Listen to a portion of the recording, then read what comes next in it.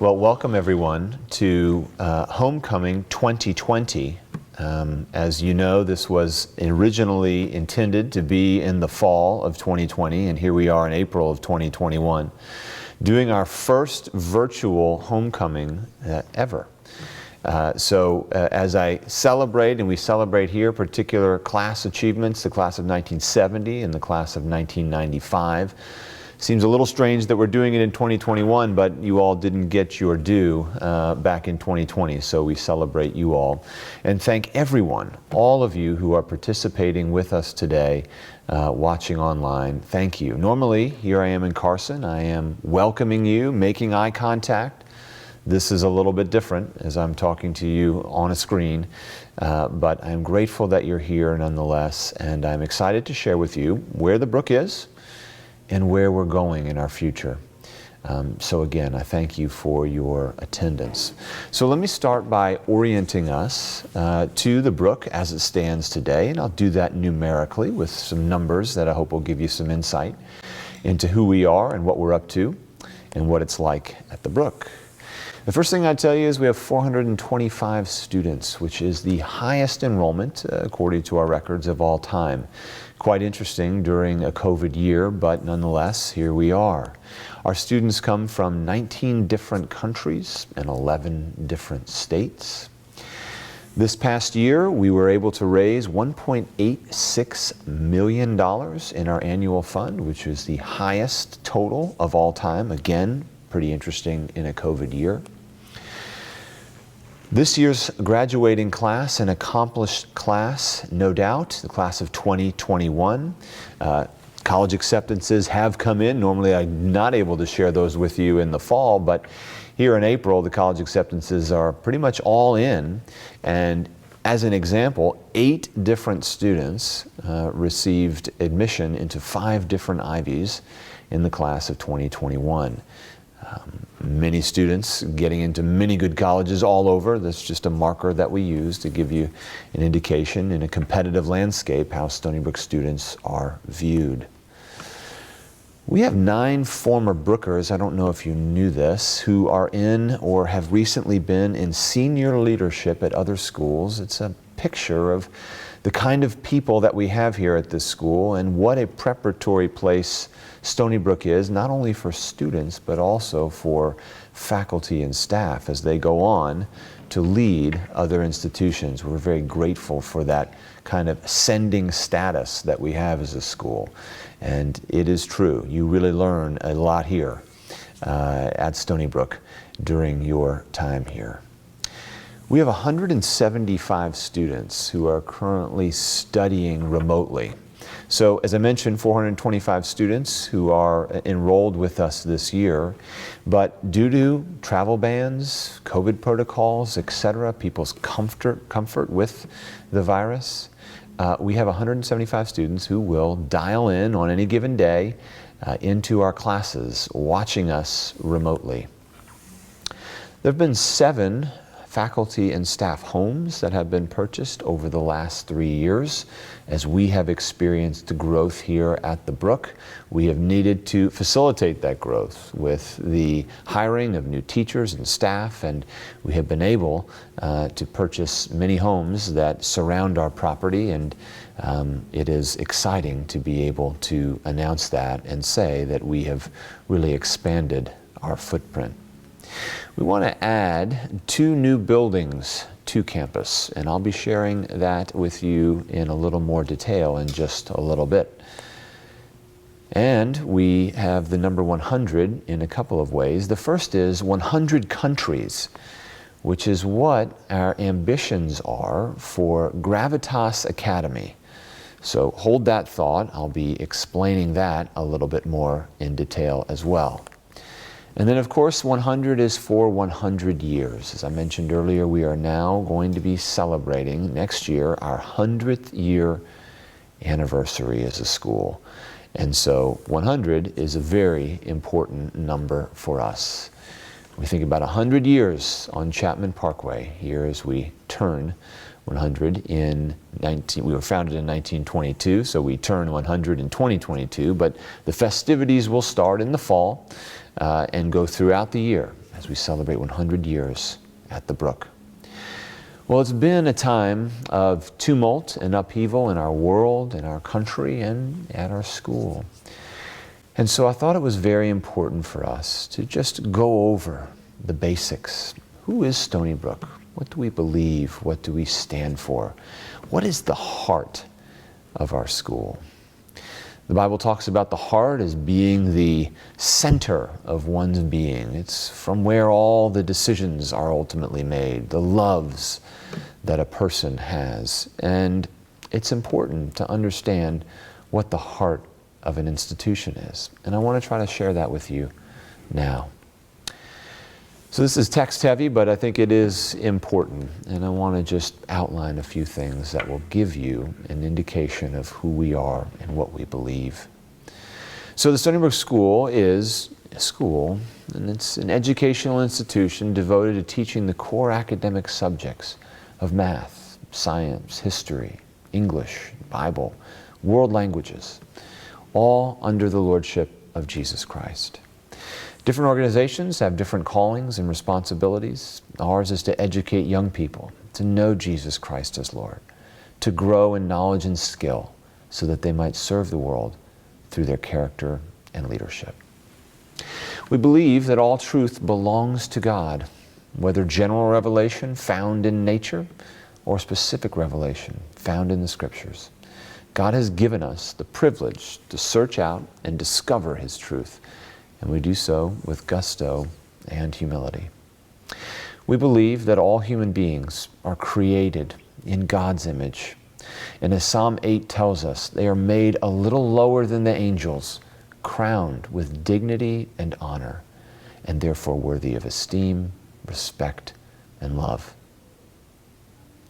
The Stony Brook School believes in the power of the student-teacher relationship. Much of character formation is caught and not taught through life-on-life, sacrificial discipleship, and mentoring. Stony Brook invites students from all faiths to participate in our community and investigate the claims of the Scriptures, specifically God's plan of salvation through Jesus Christ. Stony Brook believes in grace, and that teenagers need second chances. This is demonstrated through our restorative rather than punitive approach to discipline. Stony Brook believes in hard work and stretching students beyond what they think they can do. We do not shy away from ideas or texts that cause people to think from different perspectives. Stony Brook follows Jesus Christ. Therefore, we do not fit into categories. We are not liberal or conservative, Democrat or Republican, traditional or progressive, and we reject all attempts to categorize us as anything other than a Christ-following institution. That's who we are. That's the heart of our school. Well, it's been quite an interesting year from a COVID perspective. We have been open since September. We made the plans all summer to be able to open up our school to our students for in-person learning throughout the year. Flexibility has been key, and as I mentioned, we have many of our students dialing in remotely. And it's been a journey, and we've had to work together as a community to deliver on the education that Stony Brook parents and students and teachers have come to expect. So just to show a number of things here that you'll see through the slideshow, we have our hand washing stations, which are throughout the campus. We've had to utilize all of our campus from a classroom perspective, so you'll see classes in our student center and in what was typically the boardroom and various other places on campus in order to do density reduction and enable our classes to be of the sizes that they needed to be. We've had some unorthodox sports practices. In the fall, soccer players were only allowed to dribble the ball themselves and not pass it for a while. We've been following regulations that have come and gone from the New York State Sports Association. We knew we had arrived when they allowed wrestling, which indicated to us that we were certainly on a good track and able to participate in more athletic events. in a more normal fashion, and I'll show you some pictures of those. We have what we call Downton Abbey style dining. There are 2 students to a table, 1 on each end, so it's quite an interesting picture. And to accommodate lunch, we've had to space it out over the course of 4 hours. Some scheduled gymnastics. Scheduling gymnastics have been necessary to accommodate that, but we've been able to do it. We have directional hallways, and we have what's called the OWL camera. So allow me to show you that. There's a directional hallway where our students have to walk only in one direction and go out and around the building, which is quite a sight to behold.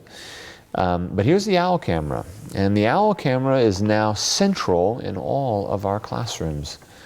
The OWL camera is a piece of technology which will enable online students to be able to see who is talking and hear them clearly. So in a traditional static camera, you've got that camera facing on the teacher, and the teacher would just have to be stationary, and it wouldn't pick up the voices so well or see others who are participating in the classroom. But the OWL camera, named because it replicates what the owl does, it turns 360 degrees and picks up the noises that students are making so that they can be part of the discussion, and the folks who are online can see them speaking. It's a way to try to create some semblance of normalcy for our students who are online. Now, it is interesting when the bell rings, because the OWL camera then focuses up to the sound where the bell is, but we've worked through those minor technical glitches. So there's a picture of our dining hall, and there's the OWL camera in action there in the middle of the classroom. So you get to see it in its natural habitat. As I mentioned, sports have been an important part for us. We've been able to cobble together a schedule so that we have been able to compete interscholastically, which has been a lift for us. Soccer and volleyball, baseball, lacrosse, sailing, all of these sports, tennis, golf, they've all been able to participate in some measure this year. So I mentioned baseball, and I want to spend a little bit of time there because we have made some significant investments in the baseball program. This is Jeff Adams Field, and it has been redone, a brand new infield. We have, thanks to generosity from our donors, a fence that encompasses the park. We also have our own, well, it's not really a green monster, but a monster there in left field that protects all of our home run hitters from hitting Simons and Alexander. We're grateful for that because we have some power hitters on our team. The baseball program has really taken off for us here at Stony Brook. It is an exciting program. We are independent in baseball, which means that we get to set our own schedule. We play folks from all over, teams from all over. And the anticipation is that once COVID resides, we will be traveling more and more with this team. Just by way of kind of sharing that we've arrived, last week we beat Ward Melville 3-2 on a walk-off hit. Quite exciting, but also the reality that I don't know that we've beaten Ward Melville in anything for at least 20 years. So we kind of felt like the program had arrived at that point.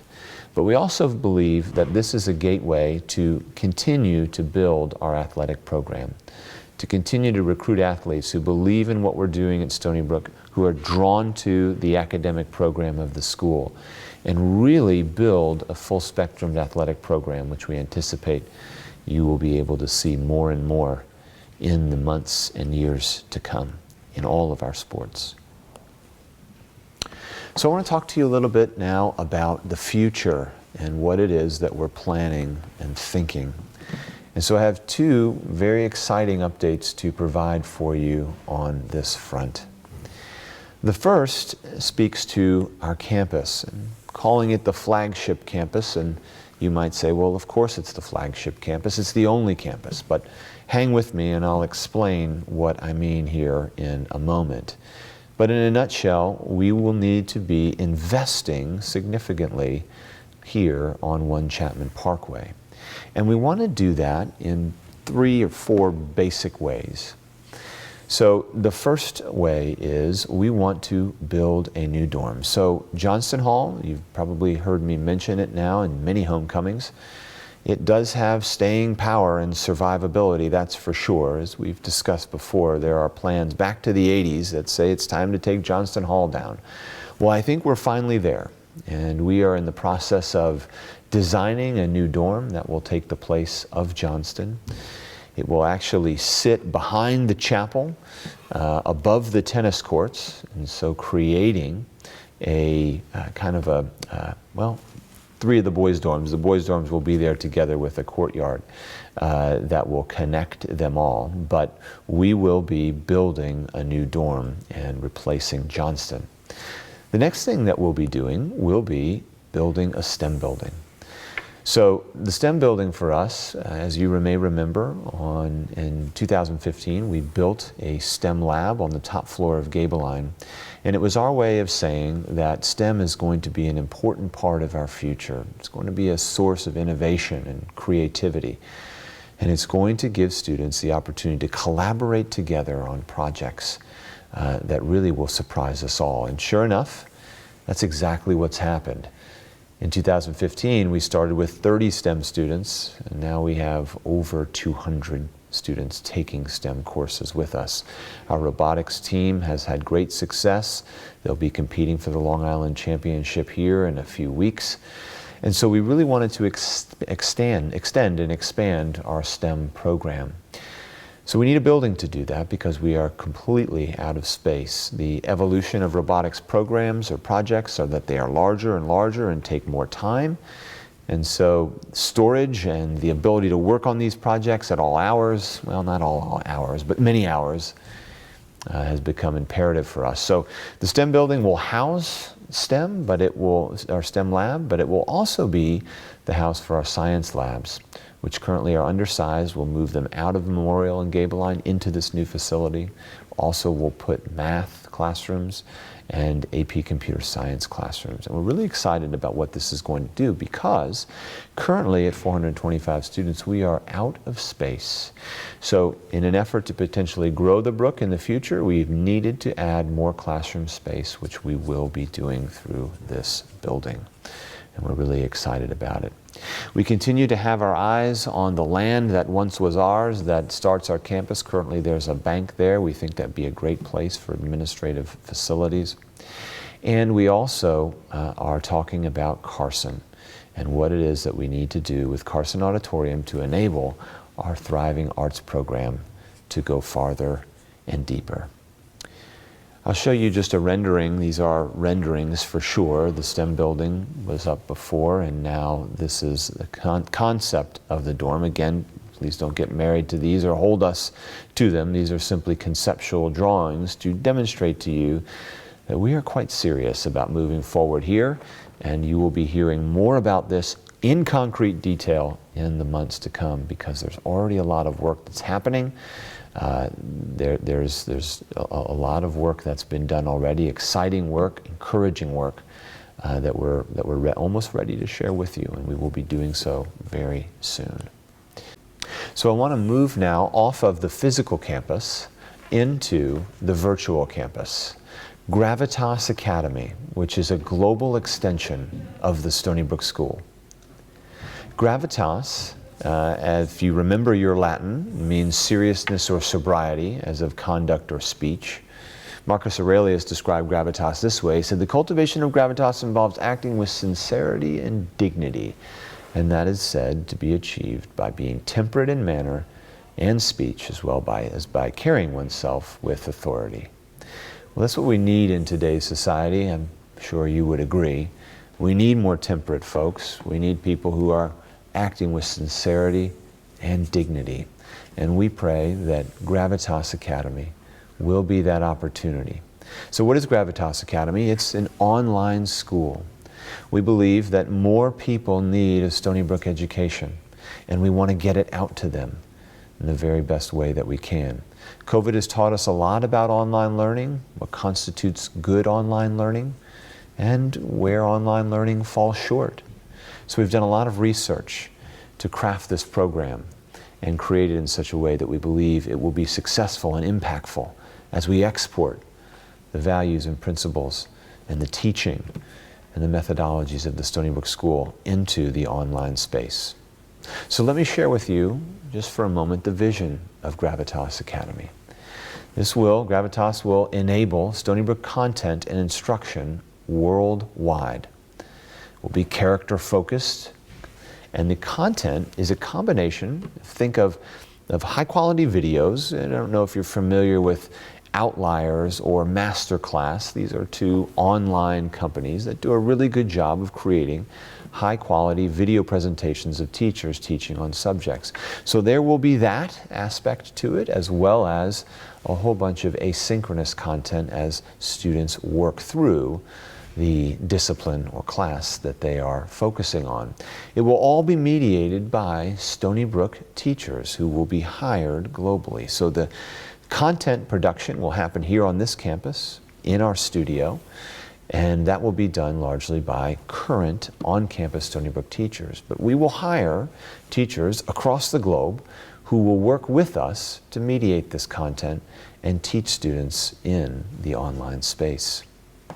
The emphasis will be on personal relationships. There will be advisory periods, as well as some times of direct instruction and tutorial.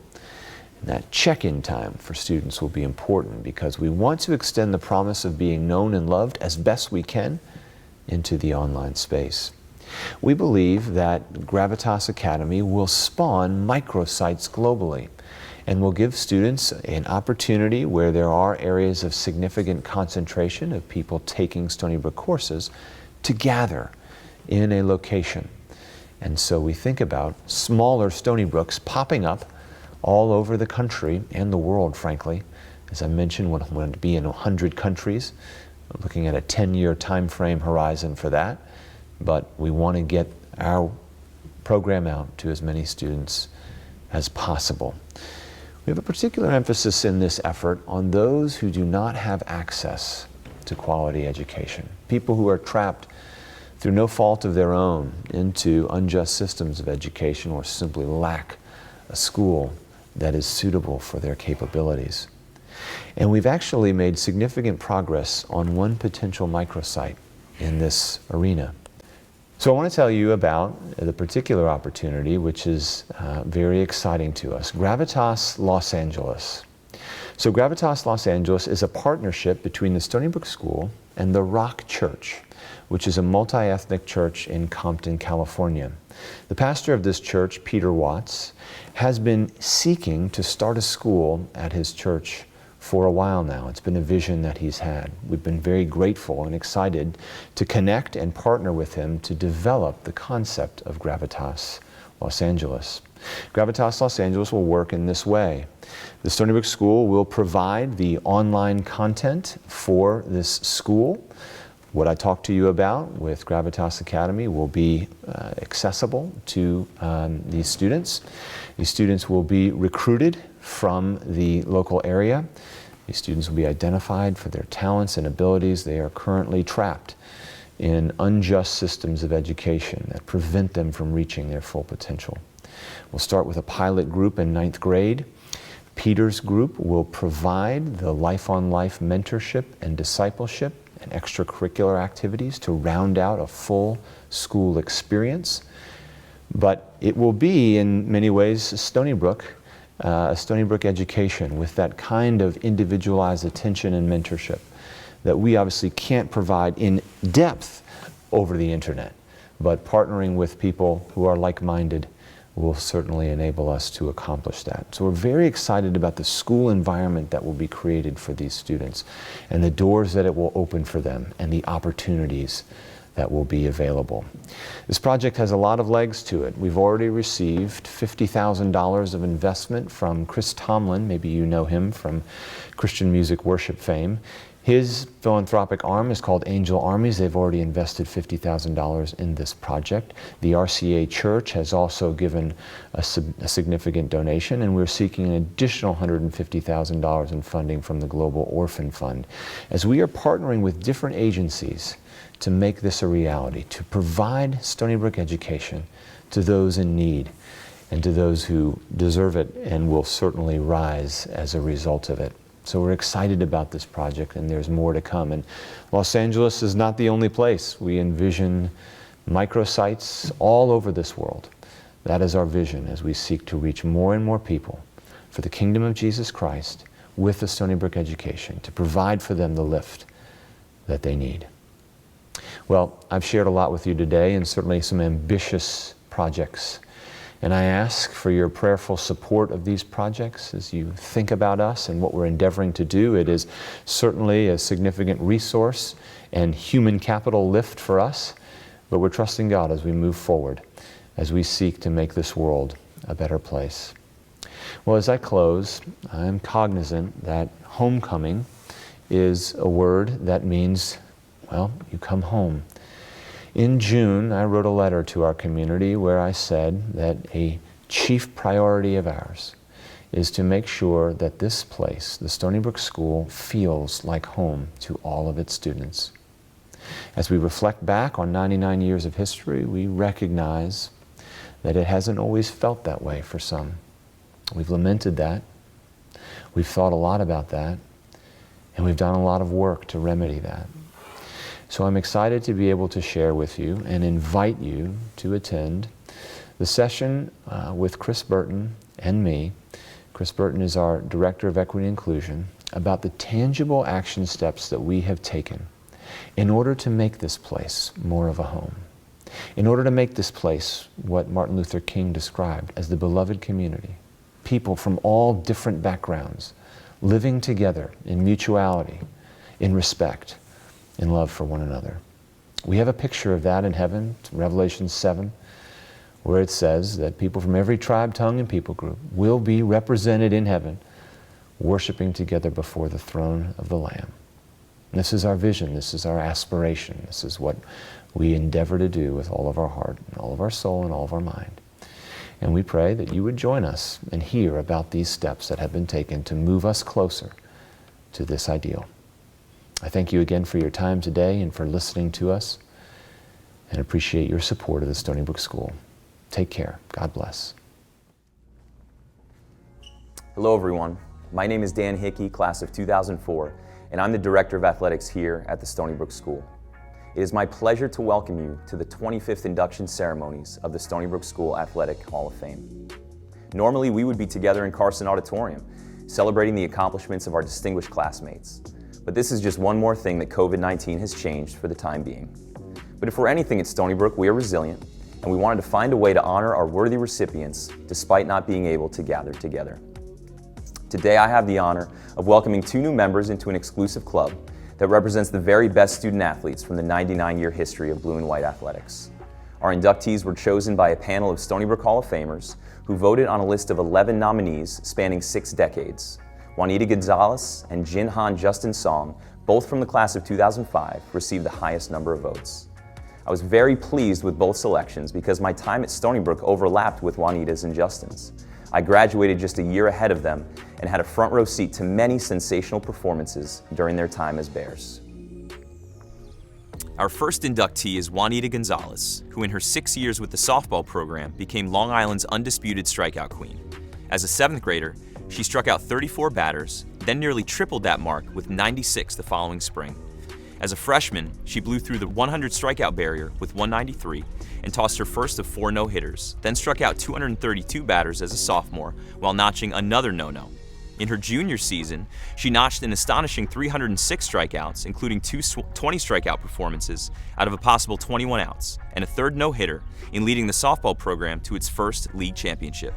She closed her career in 2005 with 292 more Ks to push her career total to 1,153. She still owns school records for strikeouts in a game, a season, and a career. But while Juanita was nothing but dominating on the diamond, she was far from a one-dimensional athlete. On the tennis court, she was a 3-time All-County performer in helping the team to a 2002 league championship. She was also a valued contributor to the varsity basketball team. After Stony Brook, she continued her softball career at Division I Fordham University, where in her collegiate debut versus Jacksonville, she recorded 5 shutout innings and allowed just 1 hit to lead the Rams to victory. Juanita not only performed at an incredibly high level, but also did so as a true sportsman and a wonderful representation of a true student athlete. I remember her with a smile always on her face, joyfully embracing the opportunity to compete. It is my honor to induct Juanita Gonzalez into our Hall of Fame. Our next inductee is Jinhan Justin Song, who left scorch marks on this very track on a routine basis.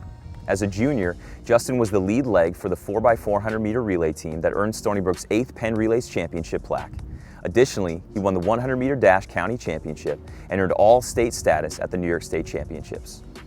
As a senior, he won division championships in the 100 and 200 meter dashes in 11.2 and 22.99 seconds respectively, and anchored the 4x100 meter relay team to the division title. At that year's New York State Championships, he again earned all-state recognition by finishing 5th in the 100 and 6th in the 200. After finishing his career as one of the most decorated sprinters in blue and white history, Justin attended Division I Davidson College, where he continued to reach new plateaus of speed.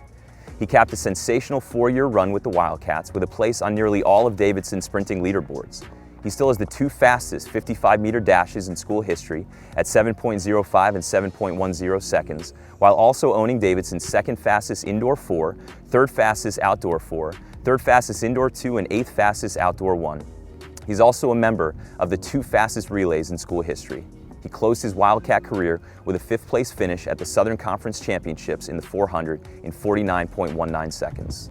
I had the privilege of running track with Justin for several years under the direction of Robin Lingle. My favorite memory of Justin, alongside our Penn Relays victory, was our dual meet against Port Jeff that came down to the final event, the 4x1 relay.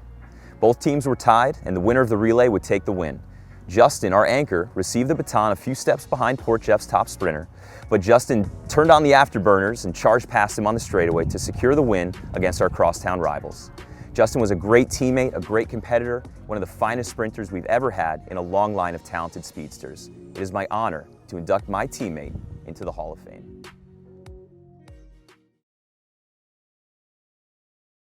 My name is Luke Leo, and I serve as the Director of Advancement here at the Stony Brook School. We are recording this message today in the admissions office, which to some of you was the old library location here on our campus. Our department, the Advancement Department, leads the school's efforts in alumni engagement. One of the exciting items that falls under that umbrella is the yearly selection of our Alumni Achievement Award winner. This year, nominations were sought from our broader alumni base. A smaller group of alumni then voted on the nominees, narrowed it down to a few finalists, and then voted again. This process led to the selection of this year's winner. This award is given to an alumnus or alumna who has exhibited character before career in their life after graduation from the Brook through outstanding professional achievement and demonstrated service to their community. For the first time, we are giving this award to siblings rather than a single individual. It is my pleasure to announce that Priscilla Addison, class of 2005, and Kimberly Addison, class of 2008, are the 2020 recipients of the Stony Brook School's Alumni Achievement Award. Our virtual homecoming this weekend was rescheduled from October of 2020, hence their being the winner from last year. Priscilla and Kimberly are the owners of 57 Chocolate in Ghana. Their story has been told on various media outlets around the world. Their commitment to developing their community through job creation and their work to increase the value of their local commodity of cocoa beans is a shining example of corporate good. It is an honor to present Priscilla and Kimberly with this award. Thank you for exemplifying our school motto. We would now like you to hear from them directly as they share their story. Thank you. Hi everybody, my name is Kimberly Addison and I am from the class of 2008. Hi everyone, my name is Priscilla Addison and I am class of 2005, and we are the 57 Chocolate Sisters. We are incredibly honored and humbled to accept this award, and we are grateful to God for His grace, to our friends and our family for all their support these past 5 years.